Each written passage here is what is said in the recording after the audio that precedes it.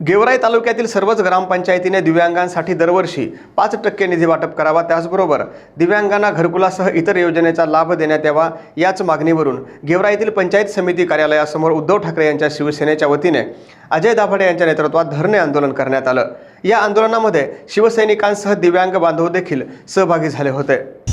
2016ला जो JR निघाला शासनाचा, राज्य सरकारचा, त्या JR प्रमाणे 2016 पासून तर आतापर्यंत आपल्या तालुक्यातील 142 ग्रामपंचायत, पहिले 138 होत्या, आता 4ची वाढ झाल्यामुळे 142 ग्रामपंचायत आहे। आणि हर ग्रामपंचायतमध्ये छोटा मोठा गरीब दिव्यांगांना त्याला लाभ मिळत नव्हता।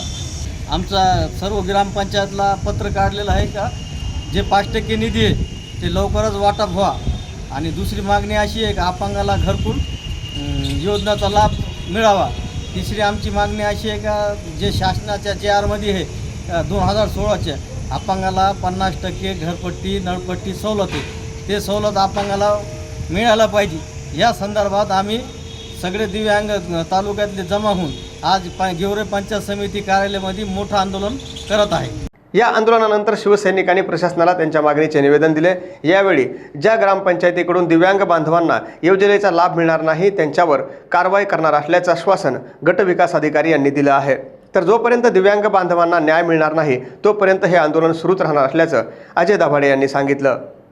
आपल्याकडून कार्यालयाकडून वेळोवेळी ग्रामसेवकांना सूचना दिलेल्या आहेत की तो खर्च आपण करावा।